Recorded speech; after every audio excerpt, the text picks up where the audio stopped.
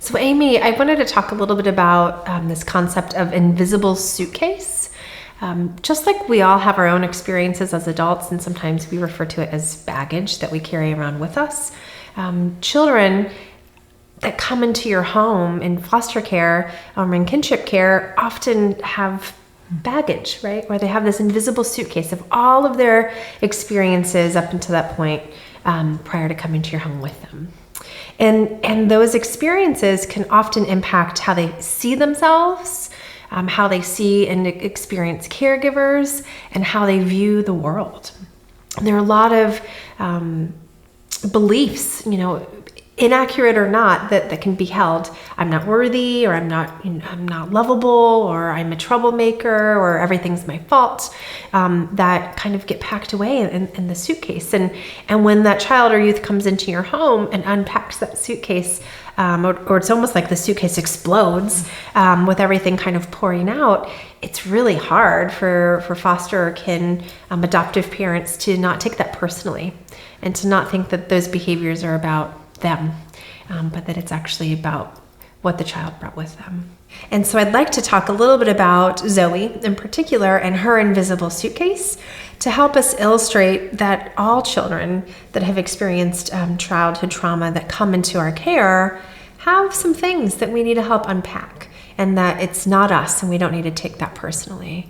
So for Zoe, she experienced exposure to domestic violence, physical abuse, was taking care of a younger sibling, seemed kind of isolated and maybe struggling in school.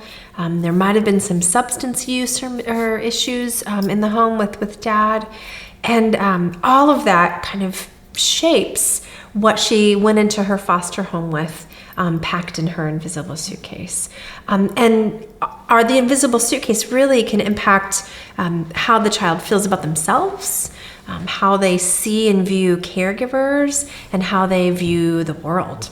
And I'm wondering what your thoughts are around Zoe and what was in her invisible suitcase. Well, I think that shot in the video where her foster mom buys the dress and Zoe comes in, that's like her invisible suitcase exploding right there, just opening right up.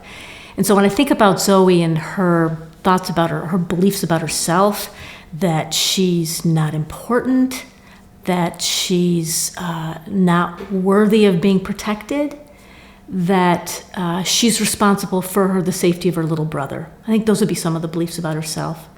When I think about her beliefs about caregivers, caregivers are not safe, caregivers are unpredictable, caregivers are scary. I think those would be caregiver beliefs.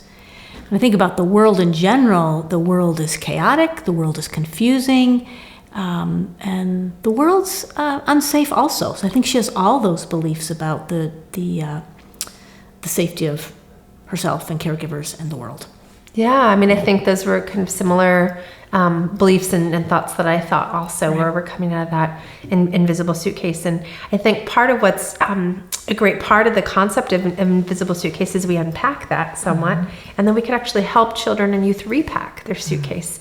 It seems like the foster mom is doing a good job of starting to repack that suitcase. I'm wondering, can you share a little bit about what are some of the things that she seems to be doing and removed to help repack the suitcase?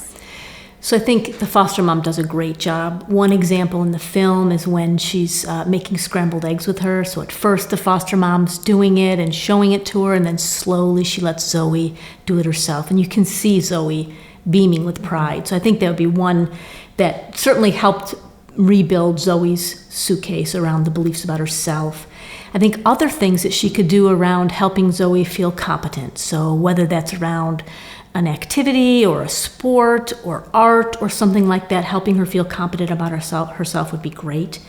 I think establishing more positive belief about caregivers, trust, right? That was one thing that Zoe felt like she couldn't trust caregivers. So anytime that the foster mother can rebuild trust.